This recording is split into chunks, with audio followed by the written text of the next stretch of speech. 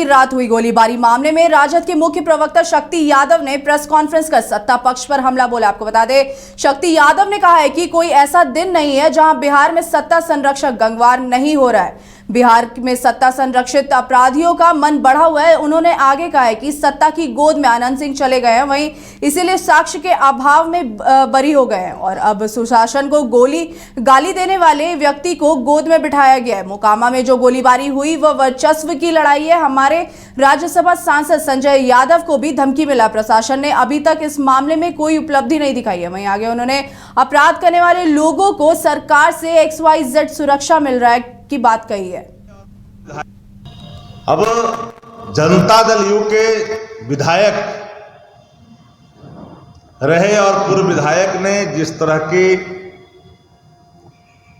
एक गुंडागर्दी खुलेआम शासन को चुनौती देते हुए जो कल गोलीबारी हुई, एक खबर टॉप 10 खबरों में नेशनली, रीजनली, डिजिटली हर जगह पाया जा रहा है।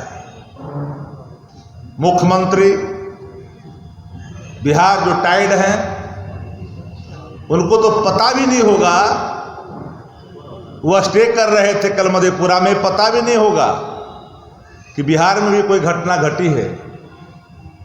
राजधानी से सटे मोकामा के इलाके में भी घटना घटी है। AK-47 का तांडव चल रहा है। घर चढ़ कर करके गोलीबारी हो रही है। थाना के महज कुछ ही दूरी पर, और मुझे बेचैन इस बात ने कर दिया, बिहार का हर व्यक्ति इस बात से सहमत होगा कि कहता है कि मुझे परवाह नहीं FIR का, FIR का परवाह नहीं। कल्प्रिट कह रहा है कि FIR का परवाह नहीं, आरोपी कह रहा है कि FIR का परवाह नहीं। Where is governance? कहां है सुशासन? सुशासन बिहार में नहीं, बिहार में आतंक राज है।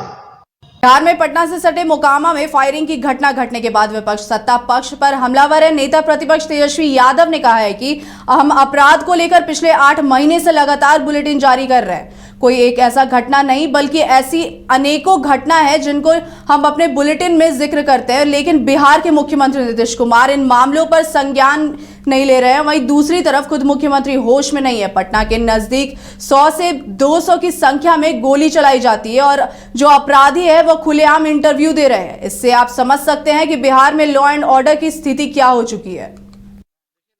देखिए, लगातार 8 महीने से हम बुलेटिन जारी कर रहे हैं अपराध को लेकर के। एक घटना नहीं बल्कि लगातार 100 घटना का हम बुलेटिन जो है जारी करते हैं। मुख्यमंत्री कोई संज्ञान में नहीं ले रहे, मुख्यमंत्री होश में नहीं है। पटना के ठीक करीब आप देखिएगा 100-200 राउंड जो है गोलियां चलाई जा रही है और जो अपराधी हैं खुलेआम जो इंटरव्यू भी दे रहे हैं, चाहे जो भी पक्ष, लगातार खुलेआम इंटरव्यू भी दे रहे हैं और नेता भी दे रहे हैं, जो करना है कर लो। तो आप समझ सकते हैं बिहार में लॉ एंड ऑर्डर की स्थिति क्या हो चुकी है। ये पूरी तरीके से अगर आप पूरे बिहार में अपराधियों की पृष्ठभूमि अगर देखेंगे, कौन कौन हैं वो लोग और कौन लोग जो हैं इन अपराधियों को संरक्षण देने का काम कर रहे हैं, आप समझ सकते हैं कि इसमें सरकार की क्या भूमिका है। मुख्यमंत्री के पास होम डिपार्टमेंट है। इस घटना को लेकर के तो उनको आकर के सामने आकर के बयान देना चाहिए कि आखिर राजधानी के बगल में ही पटना ही ज़िले में 200 राउंड अगर गोलियां चलती हैं तो इसका जिम्मेदार कौन है। और वो अपराधी जो लोग भी हैं वो खुलेआम घूम रहे हैं। पिछले कुछ महीनों के अंदर माननीय मुख्यमंत्री जी ने अपने 2 करीबी अपराधी साथियों को जो है अपने कलम से जो है बाहर निकालने का काम किया है। बीजेपी के द्वारा संविधान गौरव अभियान कार्यक्रम मनाया जा रहा है। मोतिहारी में भी इस कार्यक्रम का आयोजन किया गया, जिसमें मुख्य अतिथि के रूप में पहुंचे बिहार सरकार के मंत्री कृष्णानंद पासवान ने भीम आर्मी पर बड़ा प्रहार करते हुए कहा है कि भीम आर्मी पर बैन लगाना चाहिए क्योंकि उसके लोग देश विरोधी कार्य कर रहे हैं। संविधान गौरव यात्रा कार्यक्रम के तहत पूर्वी चंपारण में कार्यक्रम संपन्न हुई कि संविधान पर कोई खतरा नहीं है और संविधान हमारा अटल है, संविधान हमारा देश का सर्वोपरि है। और सबसे बड़ी बात है कि एक देशद्रोही संस्था भीम आर्मी की जाथा आज अनुसूचित जाति टोला और दलित टोला में निकलकर यह देशद्रोही काम कर रहा है। तो अनुसूचित जाति भाइयों से, माता बहनों से मैं अपील करता हूं कि जहां भीम आर्मी का लोग मिले वह देशद्रोही काम कर रहा है, उसको मार बहाइए, उसके बहकावा में नहीं आना है, क्योंकि उसको बेलाइए, अपने खदेड़िए अपने इलाकों से, क्योंकि वह देश हित में काम नहीं कर रहा है।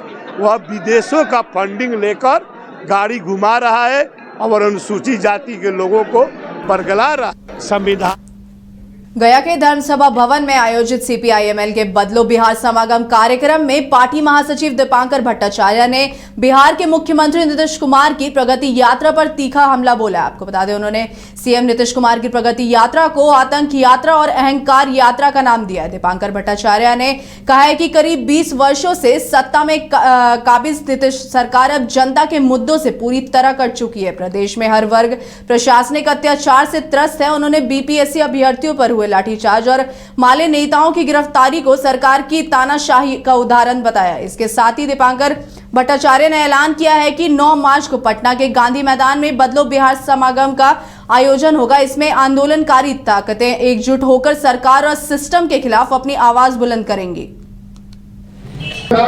अभी नीतीश जी प्रगति यात्रा कर रहे हैं और हम देख रहे हैं ये प्रगति यात्रा में जहां भी वो जा रहे हैं, ताकि नीतीश जी के पास जनता की कोई शिकायत ना पहुंचे, उनको कोई ज्ञापन ना दे सके, कोई रसोईया, कोई आशा, कोई जीविका संगठन की ओर से बीपीएससी के जो हमारे छात्र दोबारा परीक्षा की मांग कर रहे थे, उनकी आवाज़ नीतीश जी तक ना पहुंचे, इसके लिए वह पुलिस का पूरा आतंक मचा है। माले के नेताओं को थाने में बैठा के रखा जा रहा है, घरों में नज़रबंद कर दिया जा रहा है। तो ये प्रगति यात्रा नहीं है, ये तो आतंक यात्रा है, ये तो सत्ता की अहंकार यात्रा है।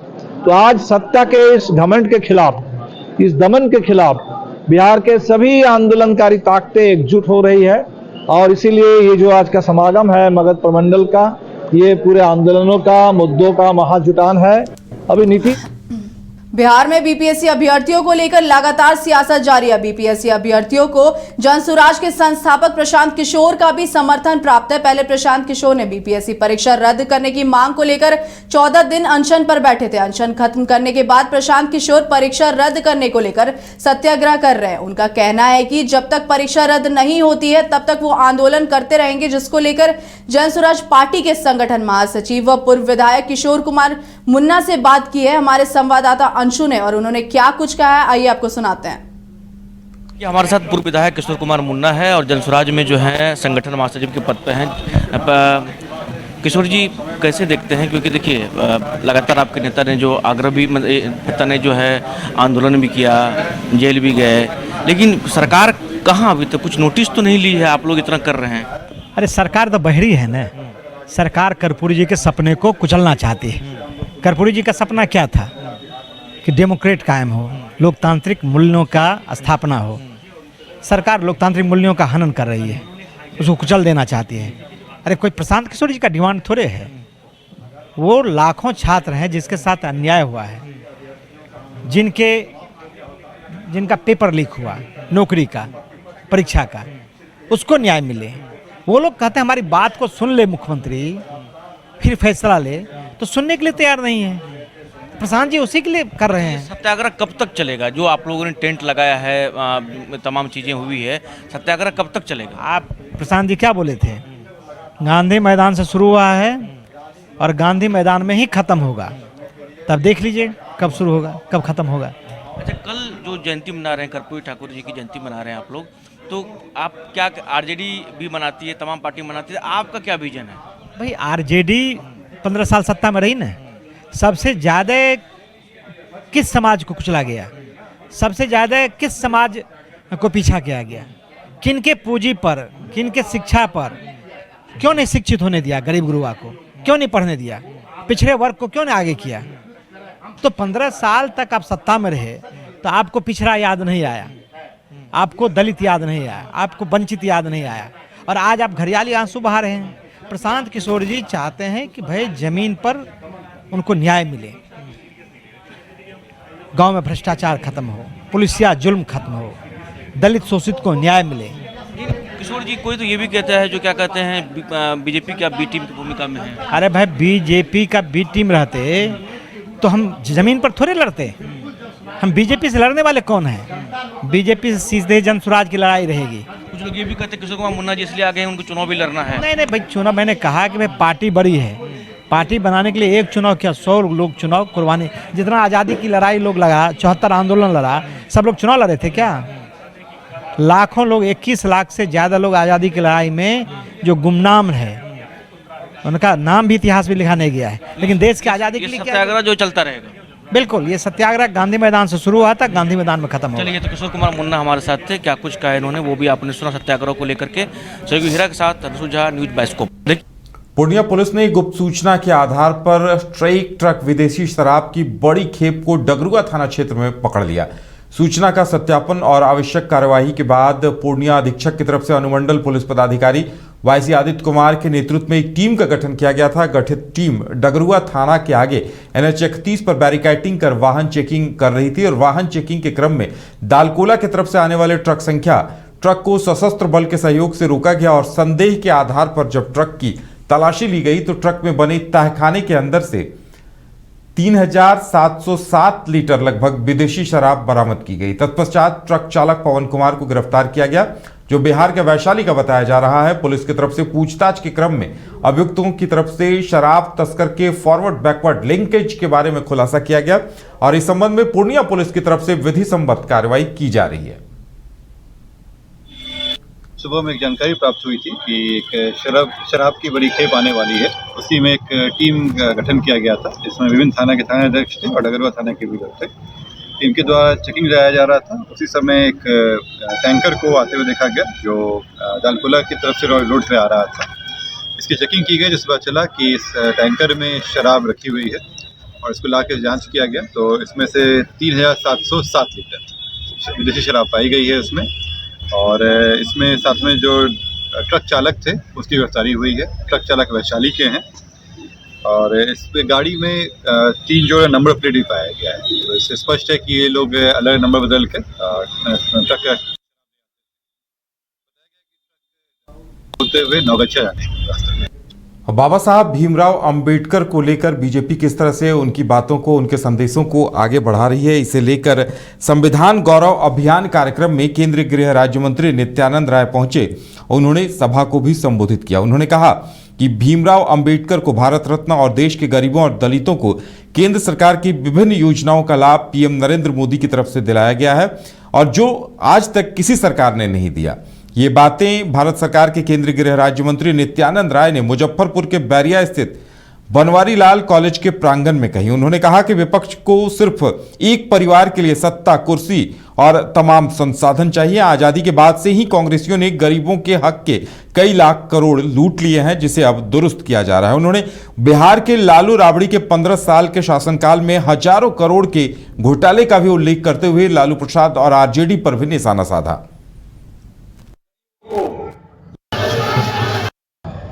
अंबेडकर जी को भारत रत्न मिला, कांग्रेसी सरकार में मिला क्या? नहीं मिला। भारत रत्न अपने परिवार के नाम पर लोग ले लिया करते थे, जिंदगी में ही ले लिया करते रहे, लेकिन अंबेडकर जी को नहीं मिला।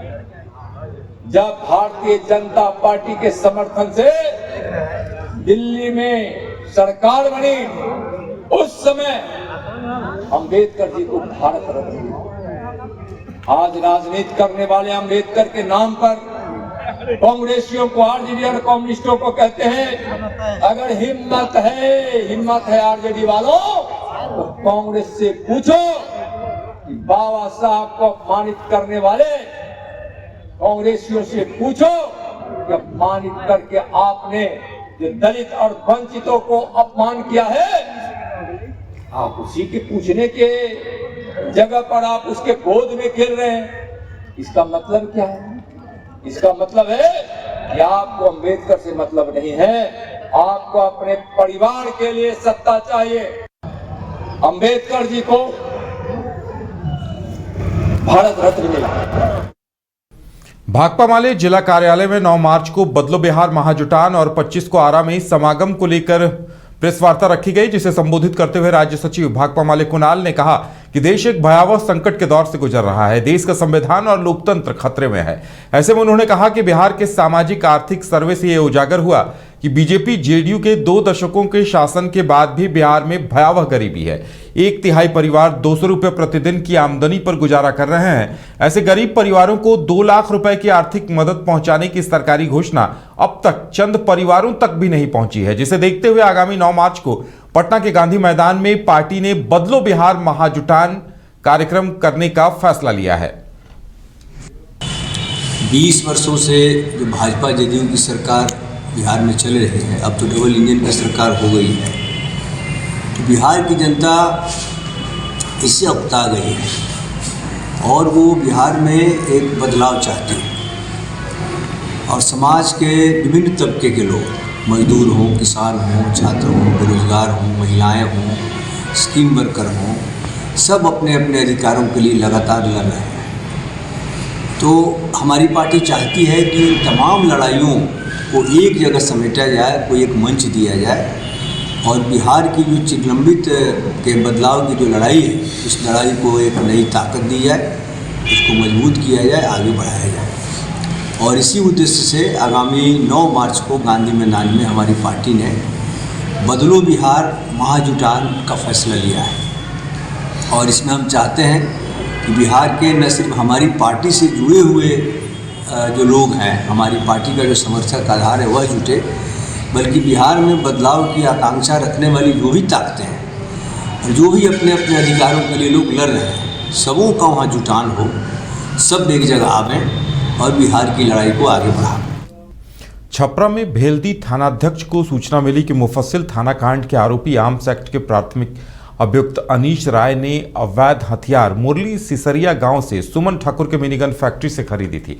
उक्त सूचना पर त्वरित कार्रवाई करते हुए भेल्दी थाना पुलिस टीम और मुफस्सिल थाना टीम द्वारा संयुक्त रूप से गिरफ्तार अनीश राय की निशानदेही पर सुमन ठाकुर के घर छापा मारा गया। छापेमारी के क्रम में विभिन्न प्रकार के अर्धनिर्मित हथियारों के पार्ट पुर्जे, हथियार और हथियार बनाने वाले उपकरण बरामद कर लिए गए। अभियुक्त सुमन ठाकुर को गिरफ्तार कर लिया गया है। गिरफ्तार अभियुक्त सुमन ठाकुर की तरफ से स्वीकार कर लिया गया कि ये पूर्व में माओवादियों के साथ काम करते थे और उन्हें हथियार बनाकर बेचते थे। इस संबंध में भेल्दी थाने में प्राथमिकी दर्ज कर आगे की कार्रवाई की जा रही है। देखिए, गिरफ्तार सुमन ठाकुर जो है उनके द्वारा भी बताया जा रहा है, ये भी नक्सली लोग से संबंध इनका था और उन्हें भी हथियार सप्लाई करने का। कितने दिनों से पूरा कारोबार चल रहा था इन लोगों का? लगभग अभी तो ये सूचना, इस पर जांच चल रहा है, क्या क्या इन लोग कर रहे हैं, इस पर हम लोग जांच कर रहे हैं और अग्रतर अनुसंधान क्रम जो भी आएगा बाद में हम लोग बताएंगे। ये भेल्दी का किस गांव के रहने वाले हैं सुमन ठाकुर? ये सुमन ठाकुर जो है मुरली सिरसिया गाँव का। नशे के खिलाफ कटिहार पुलिस कटिहार में विशेष अभियान चला रही है। ऑपरेशन क्लीन फेज 2 को लेकर भी कटिहार पुलिस लगातार सक्रिय है। इसी कड़ी में कटिहार नगर थाना पुलिस ने जूट मिल और अरगड़ा चौक के बीच से प्रतिबंधित 11,890 पीस से अधिक प्रतिबंधित कफ सिरप और लगभग 300 ग्राम स्मैक के साथ 2 लोगों को गिरफ्तार किया है। पुलिस ने इस मामले में 2 लग्जरी वाहन के साथ साथ 2 लोगों को भी गिरफ्तार किया है। जैसा कि आप लोगों को पता है कि ऑपरेशन क्लीन का फेज़ 2 चल रहा है। ऑपरेशन क्लीन के फर्स्ट फेज़ में हम लोगों ने जो छोटे छोटे रिटेलर्स थे उन पर फोकस करते हुए गिरफ्तारियां की थी और ऑपरेशन क्लीन का फेज़ 2 में हमारा फोकस था कि जो भी बड़े बड़े ऐसे रिटेलर्स हैं जो कि बड़ा सामान मंगाते हैं और छोटे छोटे लोगों को देते हैं, उस पर फोकस किया जाए। तो उसी क्रम में 2 सफलताएँ कटिहार पुलिस को मिली हैं पिछले 2 दिन के अंदर। पहले तो 21 तारीख को हमें टिप ऑफ मिला था कि कोडीन का बड़ा सप्लायर है जो कि बड़ा कंसाइनमेंट मंगाया है।